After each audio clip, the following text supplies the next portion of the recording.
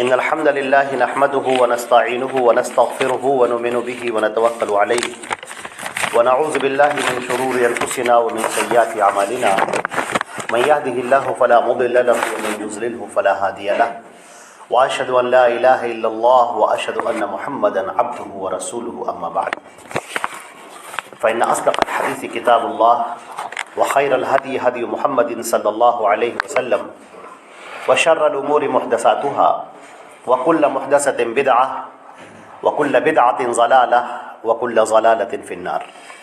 أعوذ بالله السميع العليم من الشيطان الرجيم. بسم الله الرحمن الرحيم. وأقيموا الصلاة ولا تكونوا من المشركين. تمام تعریفیں اللہ رب العزت کے لیے ہیں جو ہمارا خالق و مالک ہے، آسمانوں اور زمین کا پیدا کرنے والا اور کل کائنات کا تنہا پالنہار ہے، جو وحدہ لا شریک لہ ہے، جو مستوی عرش ہے، جو تمام امور کی نگہبانی خود کرتا ہے اور اس پوری کائنات کی تدبیر خود انجام دیتا ہے۔ وحدہ لا شریک لہ، یہی اس کی صفت ہے، وہ حی اور قیوم ہے۔ الا لہ الخلق والامر، سن لو اسی کا کام ہے پیدا کرنا اور اسی کا کام ہے اس کائنات کو چلانا۔ لا یسأل عما یفعل وهم یسألون، کسی کی مجال نہیں کہ اس سے سوال کر سکے اور وہ جس سے چاہے سوال کرے۔ یا ایھا الناس انتم الفقراء الی اللہ واللہ هو الغنی الحمید، اے تمام کے تمام لوگوں تم سب کے سب اللہ کے محتاج ہو اور اللہ ہر ایک سے بے نیاز ہے۔ اللہ کی حمد و ثنا کے بعد درود اور سلام ہو حضرت محمد مصطفیٰ صلی اللہ علیہ وسلم پر، جو خاتم النبیین ہیں، سید الاولین والآخرین ہیں۔ آپ کی ذات پر اللہ نے شریعت کو مکمل فرما دیا۔ اللہ نے فرمایا الیوم اکملت لکم دینکم، آج کے دن میں نے تمہارا دین مکمل کر دیا۔ واتممت علیکم نعمتی، اور اپنی نعمت تم پر تمام کر دی۔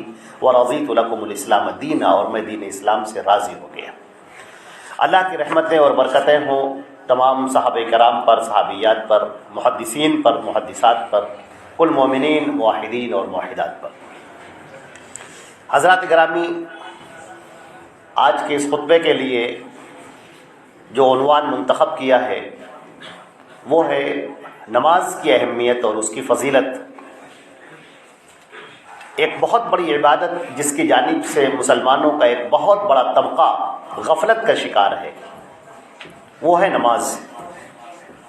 اللہ رب العزت نے حضرت محمد مصطفیٰ صلی اللہ علیہ وسلم کو معراج میں بطور تحفہ یہ نماز عطا کی، اسی لیے نماز کو مومن کے معراج بھی کہا جاتا ہے۔ نماز انتہائی اہم اور انتہائی برترین عبادت ہے، اللہ رب العزت سے جوڑنے والی ہے۔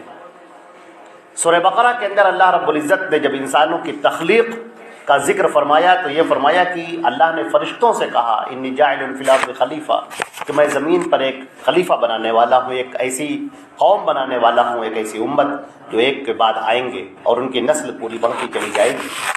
فرشتوں نے کہا کہ ہمیں آپ دنیا میں بھیج دیجیے، نحن نسبح بحمدک ونقدس لک، ہم آپ کی تسبیح بیان کرتے ہیں، تیری پاکی بیان کرتے ہیں، تیری بزرگی بیان کرتے ہیں، اس دنیا میں ہمیں آپ بھیج دیں۔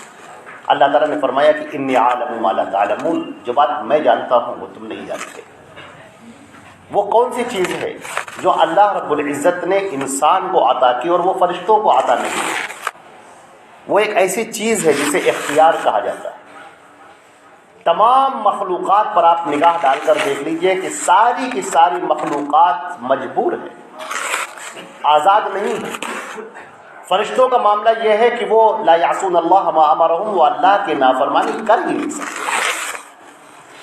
پہاڑوں کو جہاں پر قائم کر دیا گیا وہ وہیں پر قائم ہے، سمندروں کو جو برپا کر دیا گیا وہ اسی جگہ پر۔ آپ جتنی بھی مخلوقات کو دیکھ لیں سب اپنی جگہ پر اسی طرح سے ہیں جیسے وہ پہلے تھے۔ ایک کوا یا ایک ابابیل یا ایک فاختہ آج سے لاکھوں سال پہلے جیسے ایک گھونسلہ بناتا تھا ویسے آج بھی بنا رہا ہے۔ ایک شیر آج سے لاکھوں سال پہلے جس ماند میں رہا کرتا تھا آج بھی اسی طریقے سے شیر رہ رہے۔ لیکن ایک ایسی طاقت انسان کو عطا کی گئی جو اختیار کی طاقت ہے، اس کے اندر دو طرح کی چیزیں رکھی گئیں، ایک خیر اور ایک شر، جس کو ہم کہتے ہیں قوت ملکوتیہ اور قوت بہیمیہ۔ دو طرح کی طاقت ہے، خیر اور شر انسان کے اندر رکھا گیا۔ اگر وہ خیر کی جانب بڑھنا چاہے تو ترقی کرتے کرتے بہت آگے پہنچ سکتا ہے، اور اسی طریقے سے اگر وہ شر کی جانب جانا چاہے تو بہت جانوروں سے بھی بدتر ہو جاتا ہے۔ اولئک کالانعام بل هم اضل، جانوروں کی طرح ہے بلکہ جانوروں سے بھی بدتر ہے۔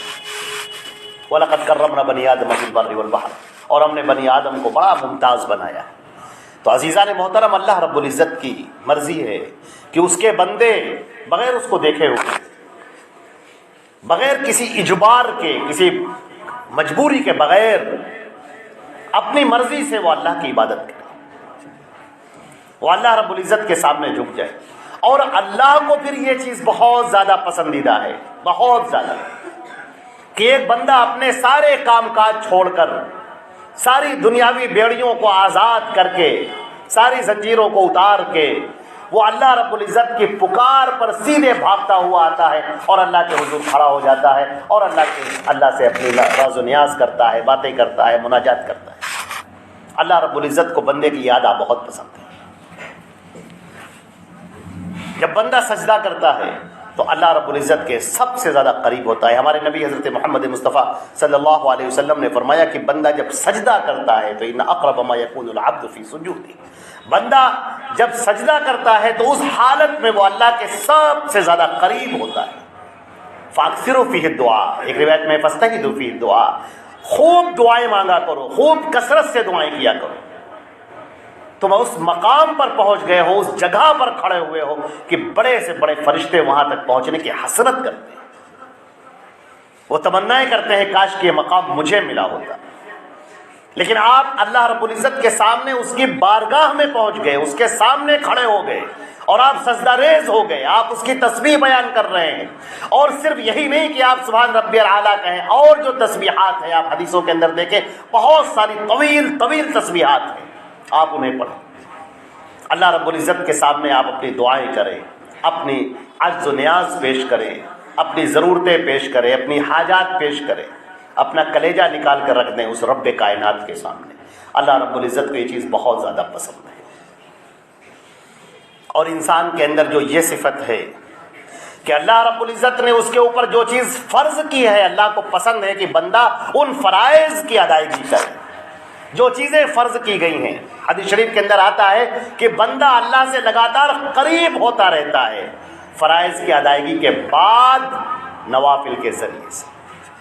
فرائض کی ادائیگی، نماز ایک ایسی عبادت ہے، آپ غور کر کے دیکھیں، نماز بھی ہے، روزہ بھی ہے، زکوٰۃ بھی ہے، حج بھی ہے، لیکن نماز ایک ایسی عبادت اللہ رب العزت نے منتخب فرمائی کہ اس کو کسی حال میں معافی نہیں دی۔ روزہ اگر آپ سفر پہ ہیں آپ نہ رکھیں، بعد میں رکھ لیجیے، بیمار ہیں آپ چھوڑ دیجیے، فدیہ دے دیجیے۔ زکوٰۃ آپ کے پاس پیسہ نہیں ہے آپ مت دیجیے، حج آپ کے پاس استطاعت نہیں ہے مت کیجیے۔ لیکن نماز ایک ایسی ہے عبادت ہے کہ جو ہر حال میں فرض ہے، بندہ آزاد ہو یا غلام ہو، مرد ہو یا عورت ہو، سفر میں ہو یا مقیم ہو، وہ بیمار ہو یا صحت کی حالت میں ہو، نماز اسے پڑھنی ہے۔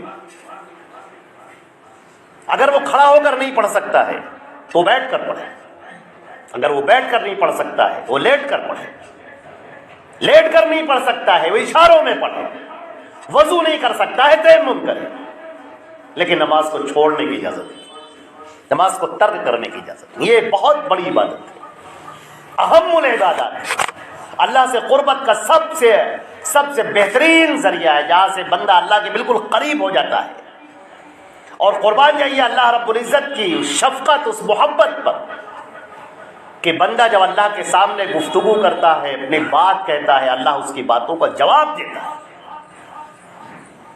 اللہ اس کی باتوں کو جواب وہ کہتا ہے الحمدللہ رب العالمین۔ اللہ تعالیٰ فرماتا ہے حمدنی عبدی، میرے بندے نے میری تعریف کی۔ وہ کہتا ہے الرحمن الرحیم، اللہ تعالیٰ فرماتا ہے اثنا علی عبدی، میری بندے نے میری ثنا بیان کی، میری ثنا خوانی کی۔ وہ کہتا ہے مالک یوم الدین، اللہ تعالیٰ فرماتا ہے مجدنی عبدی، میرے بندے نے میری بزرگی اور پاکیزگی بیان کی۔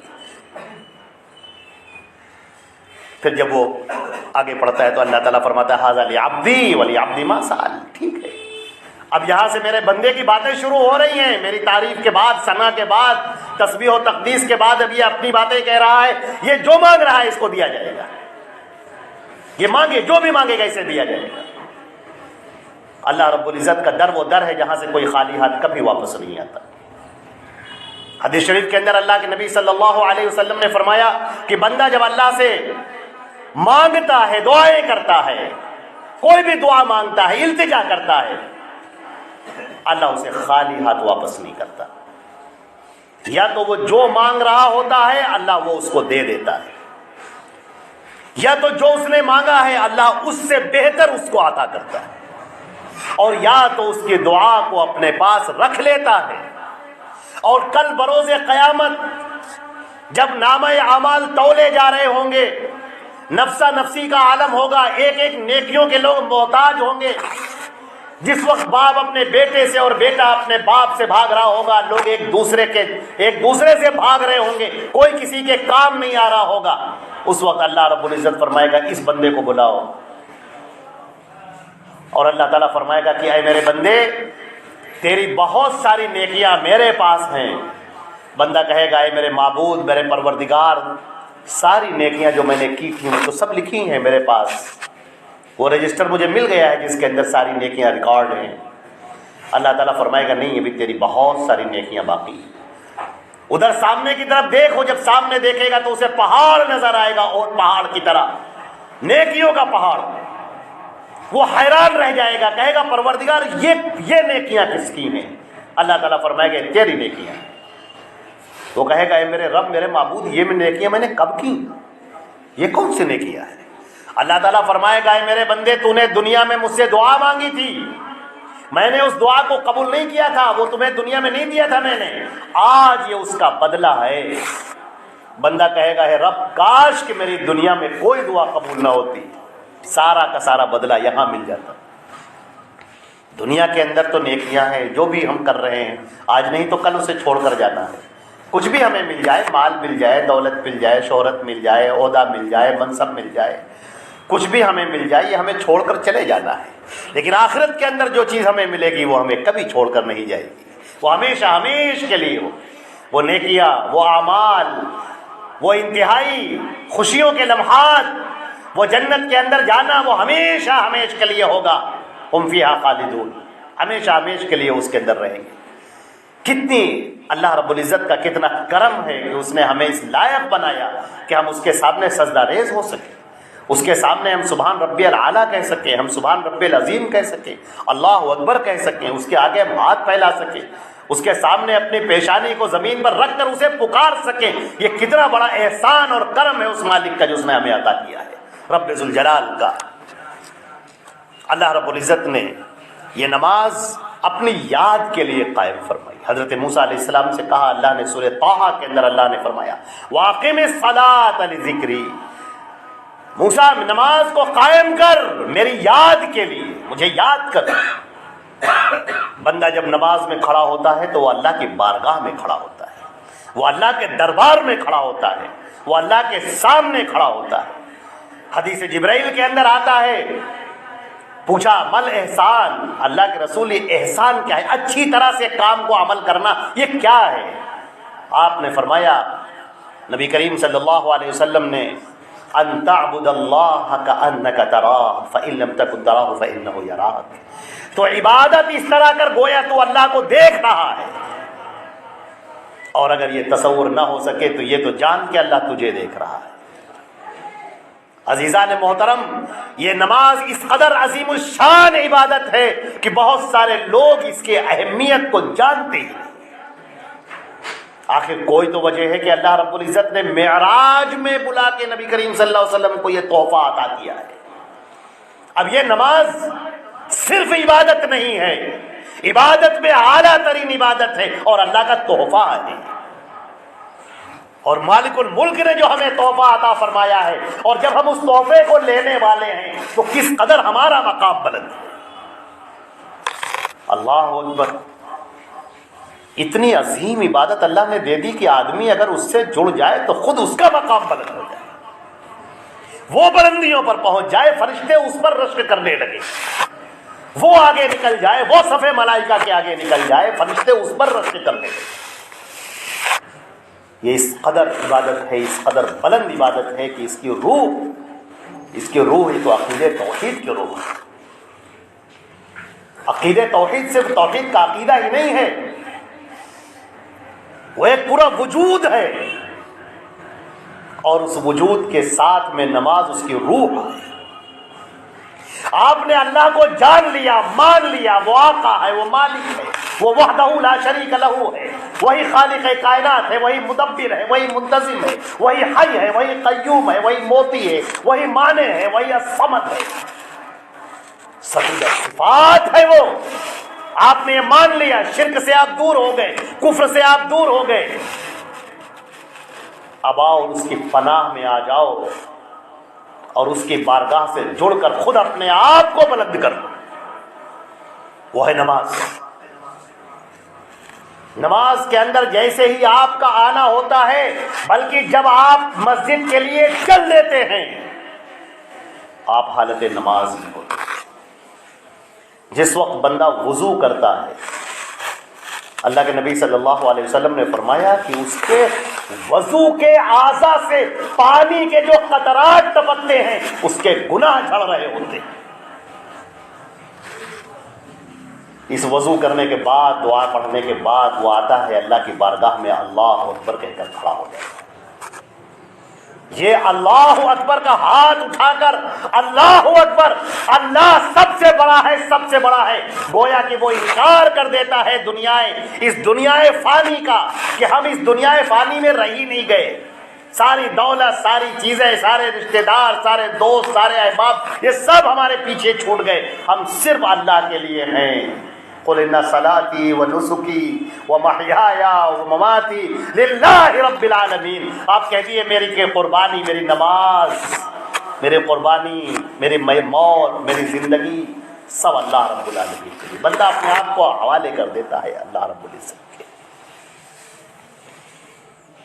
اب تم اسے دنیا میں دیکھ رہے ہو، یہ دنیا میں نہیں ہے، یہ اللہ کی بارگاہ میں کھڑا ہوا ہے۔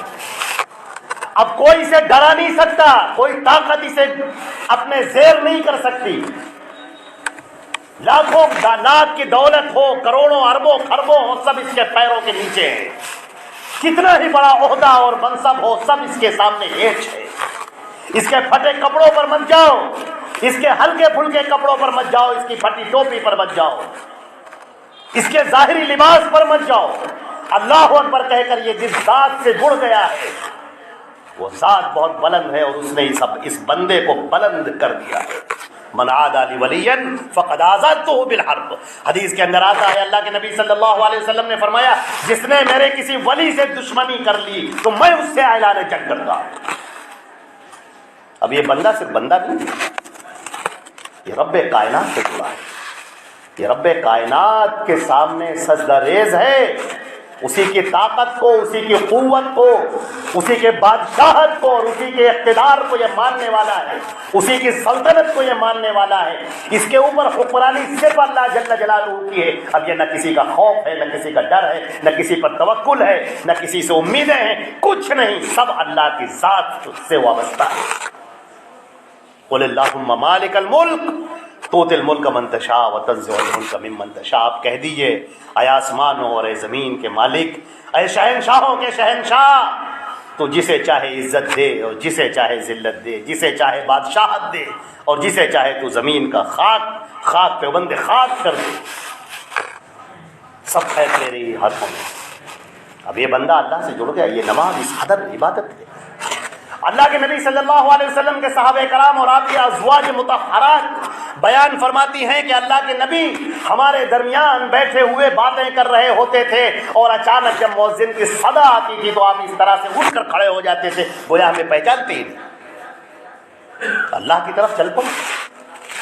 ام المومنین سیدنا عائشہ صدیقہ رضی اللہ تعالی عنہا بیان فرماتی ہیں کہ اللہ کے نبی صلی اللہ علیہ وسلم جب رات کی نماز پڑھتے تھے، تہجد کی نماز، جس وقت ساری دنیا سو رہی ہوتی ہے، اس وقت وہ نبی کھڑا ہے اللہ کی بارگاہ میں، اور جس وقت وہ سجدے میں جاتے تھے اس قدر طویل سجدہ، اس قدر طویل سجدہ۔ ام المومنین فرماتی ہیں کہ بسا اوقات ایسا ہوا کہ میں نے آگے بڑھ کر چیک کیا کہ کہیں آپ کی روح تو نہیں پرواز کرتی۔ یہ راز و نیاز کی باتیں ہیں، یہ گفتگو کی باتیں ہیں، یہ یہاں پر اللہ سے باتیں ہو رہی ہیں، اللہ سے گفتگو ہو رہی ہے۔ اب اس درمیان میں کوئی آ نہیں سکتا، یہ بندہ، ایک بندے مومن اللہ سے کیا باتیں کر رہا ہے اور کیا کہہ رہا ہے تم جان نہیں سکتے۔ فرمایا اتقوا دعوت المظلوم، مظلوم کی دعاؤں سے ڈرتے رہنا، اس کی بد دعا سے۔ اس کے بیچ میں اور اللہ کے بیچ میں کوئی واسطہ نہیں ہوتا۔ اس بات سے خوف کھانا، کسی کا دل دکھانے سے پہلے 100 مرتبہ سوچ لینا، کسی کے اوپر جھوٹا الزام لگانے سے پہلے 100 مرتبہ سوچ لینا، کسی کو دھوکہ دینے سے پہلے 100 مرتبہ سوچ لینا۔ تم جس کو حقیر بندہ سمجھ رہے ہو سکتا ہے اللہ کی نگاہ میں وہ بہت بلند ہو۔ تم جس کو بہت ہی حقیر سمجھ رہے ہو کہ اس کی دنیا میں کوئی ویلو نہیں ہے، ہو سکتا ہے اللہ کی نگاہ میں وہی بہت بڑا ویلو والا ہو اور تمہاری کوئی حیثیت نہ ہو اس کے سامنے۔ تم تو غرور و تکبر میں مبتلا ہو اور وہ عاجزی اختیار کر کے اللہ کے سامنے تواضع اختیار کر کے سجدے کر کے اللہ سے قریب ہو گیا ہو، تمہیں کیا پتا ہے؟ ڈرتے رہنا ہے اس بارے میں۔ لہذا یہ نماز صرف نماز نہیں ہے، یہ نماز ہماری روح ہے، یہ نماز ہماری زندگی ہے۔ یہ نماز ایسے ہے مومن کے لیے جیسے مچھلی کے لیے پانی ہوتا ہے۔ آپ مچھلی کو پانی سے نکال دیجیے اور بے قرار ہو جاتی ہے، تڑپ جاتی ہے، تڑپنے لگتی ہے، اس کو کچھ سجائی نہیں دیتا، اسے کچھ اچھا نہیں لگتا، بس اسے پانی چاہیے، پانی چاہیے۔ یہی معاملہ ایک بندے مومن کا ہوتا ہے، وہ ہر وقت اللہ رب العزت کی یاد میں رہتا ہے، اور جس وقت وہ نماز میں کھڑا ہوتا ہے، جس وقت وہ اللہ اکبر کہہ کر نماز میں شروع ہو جاتا ہے اللہ سے گفتگو کرنا، پھر اس کے سامنے کوئی اور چیز باقی نہیں رہتی۔ نماز سے آپ چھین لیجئے، نماز سے اسے آپ دور کر دیجئے تو سمجھ لیجئے کہ جیسے مچھلی کو پانی سے آپ نے نکال لیا، بے قرار ہو جا رہا ہے، وہ بے چین ہوا جا رہا ہے۔ وہ جب تک اللہ کے اس عائد شدہ فرض کو انجام نہیں دے لیتا اس وقت اسے چین نہیں ہے۔ وہ بیمار بھی ہوتا ہے تو اللہ کو یاد کرتا ہے، وہ خوشحالی میں بھی ہوتا ہے تو اللہ کو یاد کرتا ہے، وہ تنگ دستی میں ہوتا ہے تو اللہ کو یاد کرتا ہے۔ مصائب اور آلام کے پہاڑ اس پر ٹوٹ پڑے ہیں، اس وقت بھی وہ کسی کی طرف نہیں دیکھتا، وہ اللہ کی طرف دیکھتا ہے، اللہ کی طرف متوجہ ہوتا ہے، اسی کے سامنے اپنی باتیں کرتا ہے، اسی کے سامنے اپنا دکھ بیان کرتا ہے، کیونکہ اور کوئی مشکل کشا ہے ہی نہیں، مصیبتوں کا دور کرنے والا کوئی اور ہے ہی نہیں، اور وہ اس ذات سے وابستہ ہو گیا۔ اللہ اکبر، اس سے بڑھ کر وہ کیا ہوگا؟ حضرات گرامی، اللہ رب العزت نے اس نماز کو اس قدر اہم قرار دیا ہے مومن کے لیے۔ اس کی اہمیت وہی سمجھ سکتا ہے جو بندے مومن ہوگا۔ شرک اور کفر میں پڑے ہوئے لوگ اس بات کو نہیں سمجھ سکتے، واسطوں کو تلاش کرنے والے وہ ان باتوں کو نہیں سمجھ سکتے، وہ جو نحن اقرب الیہ من حبل الورید پر یقین رکھتے ہیں کہ اللہ اس سے اس شہ رگ سے زیادہ قریب ہے، اور جن کا یقین اس آیت پر ہوتا ہے کہ ادعونی استجب لکم، مجھے پکارو میں تمہاری پکار سنوں گا، ان کا معاملہ یہ ہوتا ہے۔ اس بندے مومن کے لیے اللہ رب العزت فرماتا ہے، تمام مومنین کے لیے جنہوں نے عقیدہ توحید کو اختیار کیا ہے، اب بات ان سے ہو رہی ہے، بات کفار و مشرکین سے نہیں ہو رہی ہے، بات مومنین سے ہو رہی ہے، بات ان سے ہو رہی ہے جنہوں نے عقیدہ توحید کو اختیار کیا ہے۔ اے اہل توحید سنو، اقیموا الصلاۃ، نماز کو قائم کرو، ولا تکونوا من المشرکین، اور ان مشرکین میں سے مت ہو جانا۔ یہ مشرکین تو لات اور عزا کے سامنے سر جھکانے والے ہیں، ان سے مانگنے والے ہیں، ادھر کے چکر لگانے والے ہیں، ادھر کسی پیڑ کا، کسی درخت کا، کسی ندی کا، کسی پتھر کا طواف کرنے والے ہیں، کسی قبر کا، کسی مزار کا طواف کرنے والے ہیں، وہ ادھر سر پٹکنے والے، چیخنے چلانے والے ہیں، ادھر التجائے کرنے والے ہیں۔ اے مسلمانوں، اے مومنوں، تم اللہ کے سامنے آنا، اقیم الصلاۃ، نماز کرنا، مشرک نہ بن جانا، اللہ کے سامنے جھک جانا۔ اللہ کی رحمتیں تم کو لینے کے لیے تیار ہیں۔ اللہ رب العزت کو تمہاری توبہ کا اس قدر انتظار ہے جس قدر کسی اور کو نہیں ہوتا۔ حدیث شریف کے اندر آتا ہے، اللہ کے نبی صلی اللہ علیہ وسلم نے ایک پیاری مثال فرمائی اور فرمایا، جیسے کوئی بندہ اپنا سامان اونٹ پر لادا ہوا، رزق کھانا پینا صحرا میں جا رہا ہو اور اچانک اس کا اونٹ گم ہو جائے۔ اب وہ بیچارہ اونٹ کو تلاش کر رہا ہے، اونٹ مل ہی نہیں رہا ہے، اس کا کھانا اس پر ہے، پانی اس پر ہے، رزق اس پر ہے، سامان اس پر ہے، اور وہ ریگستان میں بھٹکتا ہوا ہے۔ کیا کرے گا وہ؟ پانی نہیں ہے، کھانا نہیں ہے، مر جائے گا بھوکوں، راستہ کہیں ہے ہی نہیں۔ وہ ڈھونڈتا ہے، مایوس ہو جاتا ہے، ملتا ہی نہیں، اونٹ مل ہی نہیں رہا ہے۔ پھر آخر کار وہ لیٹ جاتا ہے اور اپنا کپڑا اپنے چہرے پر رکھ لیتا ہے اس امید میں کہ اب موت پتہ نہیں کب آ جائے، ابھی آئے کہ کس وقت آئے، اب تو مرنا ہی مرنا ہے۔ اس قدر مایوسی کے عالم میں اچانک اسے آواز سی سنائی پڑتی ہے، وہ سر اٹھا کر دیکھتا ہے کون سی آہٹ ہے، کیا ہے، تو دیکھتا ہے اس کا اونٹ کھڑا ہوا ہے سامنے۔ وہ اس قدر خوش ہوتا ہے، اس قدر خوش ہوتا ہے کہ وہ کہتا ہے اللہم انت عبدی وانا ربک، اے اللہ تو میرا بندہ ہے، میں تیرا رب ہوں۔ اللہ تعالیٰ فرماتا ہے کہ اللہ کو اس جملے پر ہنسی آ جاتی ہے کہ میرا بندہ خوشی سے الٹا بول گیا۔ اللہ کو اس بندے کی خوشی سے بھی زیادہ اس وقت خوشی ہوتی ہے جب بندہ اللہ کے سامنے توبہ کرتا ہے، اس کی بارگاہ میں جا کر کہتا ہے میرے معبود مجھ سے غلطی ہوئی ہے، میرے گناہ کو معاف فرما دے۔ تو اگر معاف نہیں کرے گا تو کون میرے گناہوں کو معاف کرنے والا ہے، کون میری خطاؤں کو معاف کرے گا؟ یا اللہ تو کفر اور شرک کو معاف کر دینے والا ہے، اے اللہ ہمارے گناہوں کو معاف فرما۔ بندہ جس وقت اللہ سے یہ دعا کر رہا ہوتا ہے، اللہ رب العزت کو بے انتہا خوشی ہو رہی ہے۔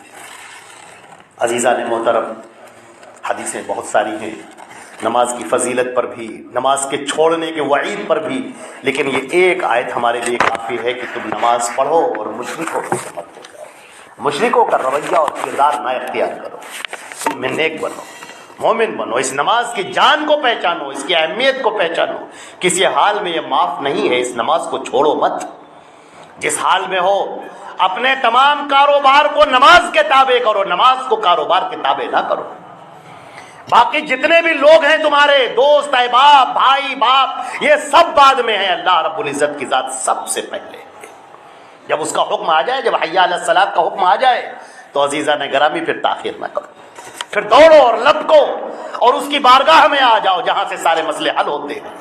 وہ اللہ تمہارا انتظار کر رہا ہے، تمہاری عبادت کا انتظار کر رہا ہے، وہ تمہیں دینے کے لیے تیار ہے، تمہیں عطا کرنے کے لیے تیار ہے۔ ہاتھ پھیلتے ہی نہیں، دامن اٹھتے ہی نہیں، مانگنے والے مانگتے ہی نہیں، وہ تو دے رہا ہے صبح کو بھی اور شام کو بھی، دن میں بھی اور رات میں بھی، ہر وقت وہ لٹا رہا ہے، لیکن کوئی ہے ہی نہیں جو آگے بڑھے اور ان نعمتوں کی قدر کرے اور اسے لے۔